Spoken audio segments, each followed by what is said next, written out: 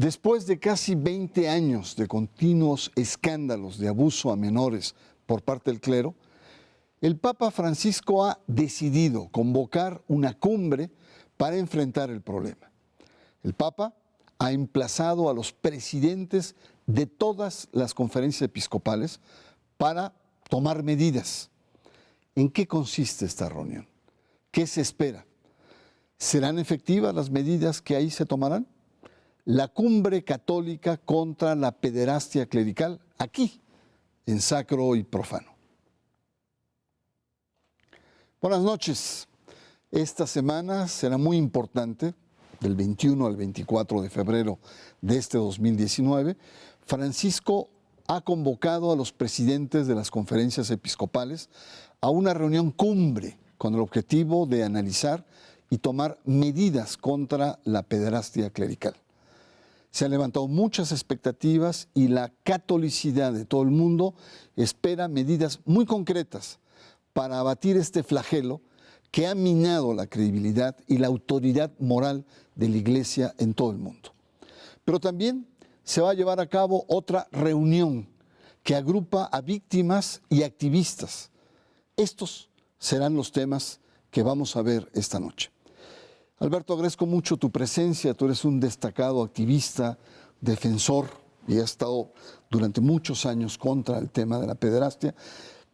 Ubícanos, ¿qué importancia tienen estos dos grandes eventos? Bueno, en principio sería una primera reunión sui generis en la historia de la Iglesia porque el Papa convoca presidentes de conferencias episcopales.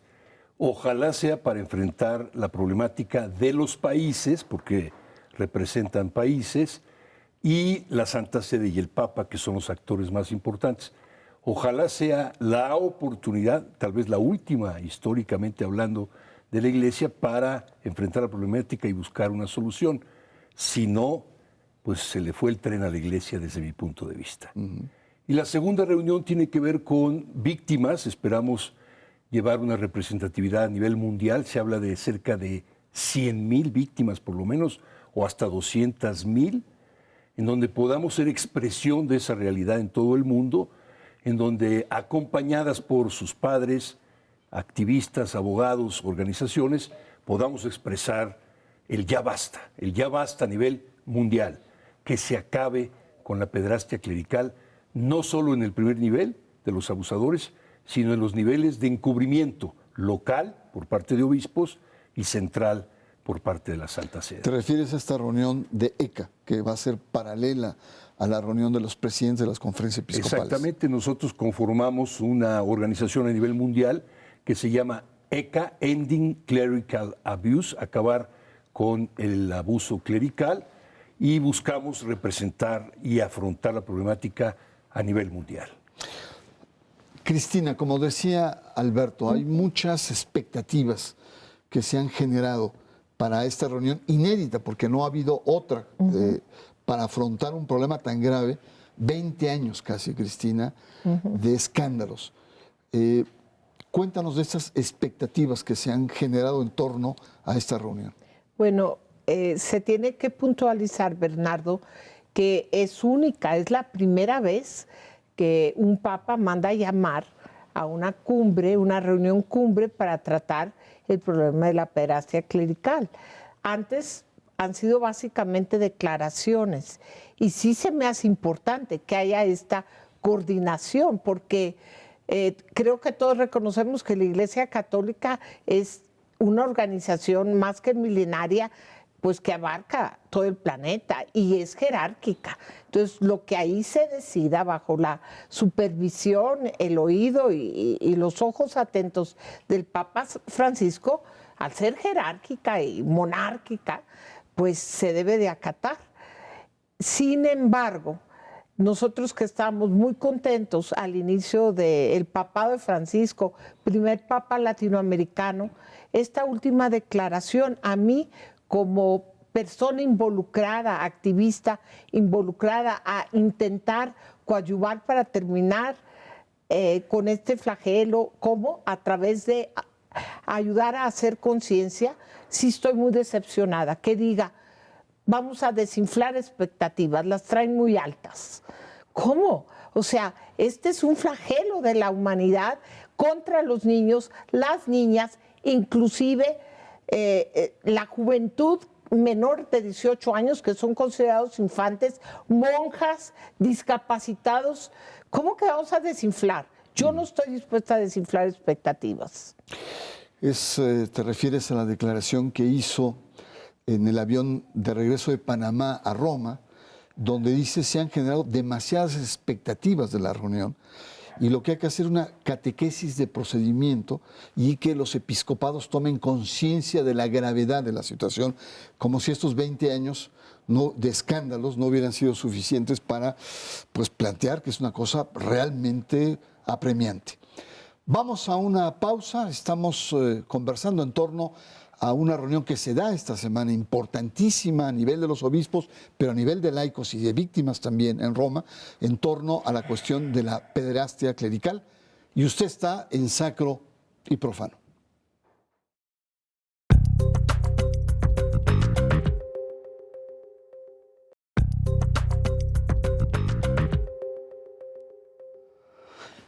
La cumbre sobre pederastia clerical, las cumbres diría, porque también hay una reunión de laicos, hay una reunión de víctimas que va a abordar con otra sensibilidad el tema.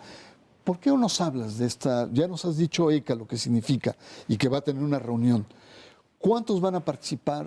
¿Qué características tiene la reunión? ¿Quiénes integran esta organización? Bueno, en primer lugar quisiera comentar que la pederastia clerical, como se ha realizado en forma, digamos, particularmente distinta en casos, pero llevando un mecanismo casi igual en todos los países del mundo, bueno, al principio cada país fue respondiendo, las víctimas de cada país, principalmente los Estados Unidos, claro, que llevan la vanguardia en muchas cosas, ¿no? Pero nos dimos cuenta, yo estuve en los Estados Unidos, estuve en otros países, que hay que luchar en cada país, pero no basta, ¿no?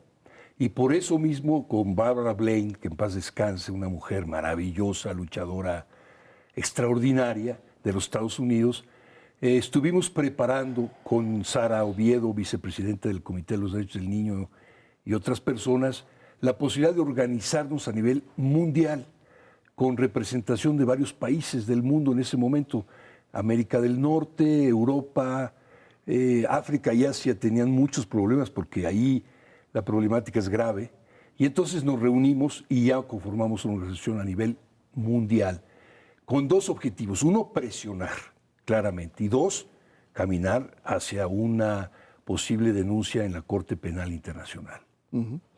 ¿Está integrado por quiénes? ¿Está integrado, ECA? Entonces, en este momento está integrado sobre todo por personas de los Estados Unidos, estamos obviamente personas de Europa, de América Latina en general, sobre todo Chile, que fue un país y es un país muy importante en esta lucha, México también, personas de Perú, de Brasil, de Colombia, etcétera, y estamos buscando la representación de África, de Asia y de la India. Muy bien. Regresemos a la reunión cumbre de los obispos, de los presidentes de las conferencias episcopales. El tema de la pederastia tiene 20 años, ha lacerado la imagen de la Iglesia, su autoridad moral se ha venido desmoronando. Alberto decía que era una de las últimas oportunidades de reconstruir esta autoridad perdida. ¿Qué es lo que debería ser esta reunión? ¿Qué es lo que debería conducir este tipo de reunión inédita frente a un tema tan complejo como la pederastia clerical? Pues lo que debería es que se debería determinar el encubrimiento. Creo que podríamos ser demasiado ingenuos, Bernardo, en pretender que se termine la pederastia, porque la pederastia existe efectivamente en todos los ámbitos de la vida humana, en la familia, en las escuelas, en los gimnasios, a lo mejor hasta en hospitales, qué sé yo, pero lo gravísimo de la pederastia clerical dentro de la Iglesia Católica Romana es de que, como dice Alberto, lo ha repetido una y otra vez, hay encubrimiento sistemático de parte del Vaticano hacia estos crímenes. Y el encubrimiento implica, además, desplazar al sacerdote de una parroquia a otra, de un estado a otro, de un país a otro, para protegerlo y evitar el escándalo. Y cuando hablamos de los últimos 20 años, estamos hablando de los últimos 20 años de escándalos. Seamos claros, no quiere decir que esto no haya sucedido por centurias. Y yo insisto, estamos volteando a ver la punta del iceberg. ¿Por qué? Porque el tema de la pederastia es tan doloroso y tan traumático para las víctimas que se quedan adictas. Quiere decir, sin dictas habla. Entonces no hablan por 5, 10, bueno, 5 es poco, 10, 15, 20, 30, 40 años. Es tan grande el trauma, y el trauma desgraciadamente se expresa en formas autodestructivas.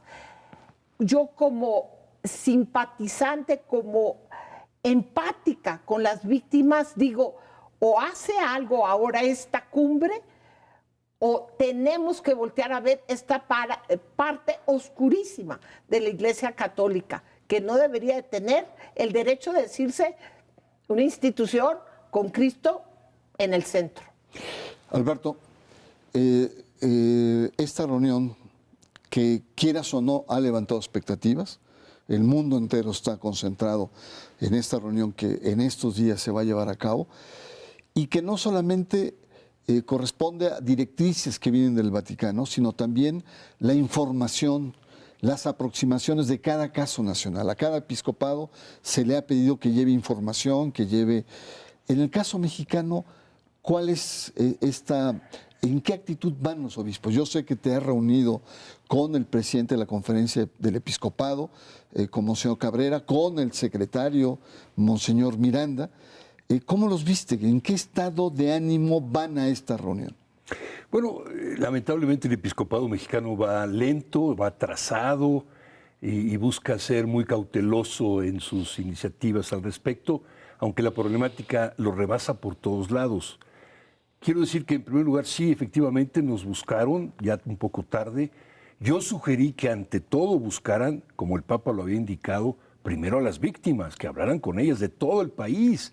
Bueno, nos reunimos nosotros, que somos más bien no víctimas directamente, fuera de don José Barba, que sí lo es, el doctor Fernando González, José Barba y tu servidor, en donde expusimos con toda claridad la problemática de la pederastia clerical, que no es solo los casos de abusos por parte de los clérigos, que sí hay en todos lados, lo dice Cristina con mucha claridad, sino el mecanismo que diseñó e implementa la Santa Sede desde 1962 a la fecha, bajo reserva y secreto pontificio, para manejar los casos a discreción y luego buscar de qué manera, una vez que se sepan, buscar tratarlos de la manera más benévola posible, que les afecte menos, ¿no?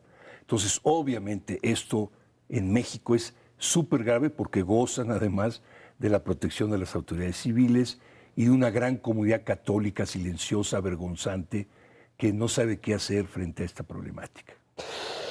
Ahora, parte de esta preparación, la semana pasada, Monseñor Cabrera, Rogelio Cabrera, hizo una declaración insólita, que en México existen 152 sacerdotes suspendidos por causas de pederastia clerical. Hasta ahora nos enteramos. ¿Qué representa esto? La verdad que es algo, pues es una declaración inaudita, un poco. A mí me sorprendió mucho esta declaración. Bueno, a mí no me sorprende que diga que son 152, Bernardo, con todo respeto, porque yo lo multiplicaría muchas veces más. Son 152 que está admitiendo don Rogelio Cabrera, que jamás se había admitido, y se han estado saliendo por muchos años, bueno, desde Marcial Maciel, acá Alberto, pues tu rol protagónico, ¿no? Al ser el primero en denunciarlo, junto con las víctimas, como José Barba, etcétera. Pero los 152, el escándalo de con todo respeto a don Rogelio, que nos abrió las puertas para hacer un evento que hice en Monterrey, que se llamó Pez Viva, Esperanza Viva, para por primera vez reunir en México a víctimas, al clero oficial, a sacerdotes amigos, a intelectuales y activistas. Le agradezco mucho a don Rogelio, pero suelta esta cifra, una cifra que no lo traen ni los periódicos. ¿Y dónde están los sacerdotes? Los acompañaron, los denunciaron ante las autoridades, acompañaron a las víctimas. Ellos, don Rogelio ahora sí conoce quiénes son las víctimas, cuántas víctimas cada sacerdote. Un sacerdote realmente tiene hasta 100 víctimas. Entonces, nomás suelta la cifra que decía él que no tenía la información, porque cada obispo tenía su propia información y Roma todos los archivos. Pues sí, yo como sociedad civil, como persona interesada en que este flagelo contra las víctimas termine, pues yo quiero saber quiénes son, dónde están. Eso sí está transparentando Estados Unidos, ¿verdad, Alberto? O sea, los obispos están diciendo, esta es la lista de los sacerdotes, así se llaman, están en esta parroquia, y acá don Rogelio no nos dice nada. Bueno, hay que ver que en Estados Unidos también el Estado está interviniendo de manera muy directa y efectivamente el caso de don Rogelio llamó mucho la atención porque semanas antes había declarado que estaban poco preparados, que había poca conciencia en el clero mexicano y ahora de repente arroja una cifra que, como tú dices, lo que hemos conversado en este segmento, el problema no solamente es el abuso a menores, el abuso sexual a menores, el problema es toda la impunidad y la complicidad que está ahí y que de repente cifras como estas nos extrañan. Vamos a una pausa. Está usted en Sacro y Profano y estamos analizando el tema de una cumbre que se da esta semana en Roma sobre el tema de la pederastia clerical.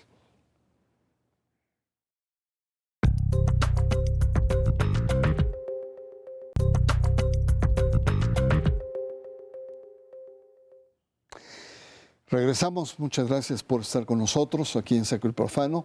Estamos analizando un tema muy delicado y lo estamos abordando con mucha seriedad y es esta cumbre que se da esta semana en Roma, tanto a nivel de los presidentes de las conferencias episcopales que estará discutiendo y tomando medidas con el Papa Francisco y otra reunión que se da a nivel paralelo, podríamos decir, de laicos, víctimas, que desde otra sensibilidad abordan el mismo tema.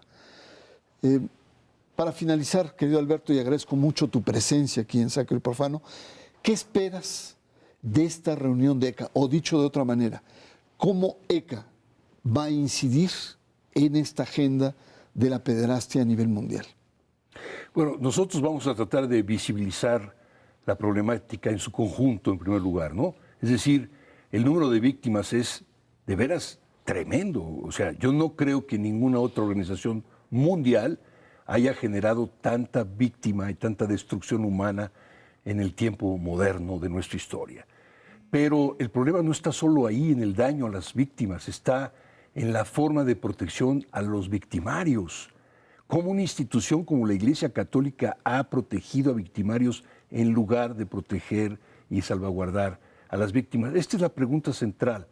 Pero además que la Iglesia tiene la solución de esa problemática histórica, terminar con ese protocolo interno que ha generado tanto daño a nivel de víctimas y a nivel de protección de victimarios en tantos países del mundo. Entonces, nosotros vamos a luchar por visibilizar y porque la Iglesia termine con ese mecanismo tomando una decisión propia interna. Si no lo hace, vamos a buscar otras formas de presión. Eso es obvio, vamos a seguir nosotros, no vamos a parar. Tenemos, digamos así, la posibilidad de dar un espacio de oportunidad histórica a una institución que tiene un valor por sí mismo. Si lo creemos, no vamos contra ella, vamos contra la forma de proceder que ha dañado a tantas personas con tal de salvaguardar su propia imagen. En esto estamos luchando y no vamos a parar y vamos a tomar muchas iniciativas al respecto. Pues la mejor de las suertes en Roma, Gracias. querido Alberto, y muchas gracias. Cristina, también agradezco mucho tu presencia y reconozco pues tu empeño, tu compromiso de solidarizarte con esta temática tan compleja, tan delicada. y tanto ECA como tú en Monterrey, en la reunión de noviembre, aportaron la sensibilidad de las víctimas. Yo quisiera preguntarte, de estas dos reuniones, ¿qué podemos sacar para México? ¿Qué incidencia podrían tener para la problemática de pederastia en México, que ahora vemos que es inmensa, con 152 sacerdotes suspendidos, según el monseñor presidente de la Conferencia Episcopal, Cabrera? Y los que no están suspendidos, Y los que dices tú que hay más todavía. No, está gravísimo, suponiendo que los 152 son los correctos. Pues depende, o sea, eso depende de la respuesta de la Iglesia en sí, tanto a nivel Roma, el Vaticano, como a nivel de don Rogelio Cabrera, como presidente de la SEM. Yo diría, sería tiempo, tal vez, no sé qué opines, Bernardo, de que los presidentes de la SEM tengan incidencia sobre los demás obispos para que haya una mejor organización dentro de cada país. Y también tengan los archivos que antes decía don Rogelio no tener, o la información que se negaba a tener. Entonces, depende de la voluntad en gran parte, insisto, del Papa. Depende también de la respuesta de los católicos como comunidad. O sea, los católicos, hay dos tipos de católicos, los que nos señalan a las víctimas o a los activistas como quieres destruirnos, o los que te admiramos, eres un profeta, estamos contigo. Esto es muy doloroso, me duele porque la iglesia es mía, es mi familia, pero yo quiero desterrar esta parte oscura. Y de toda la ciudadanía de México, que levantemos la voz, que estemos conscientes, que lo platiquemos.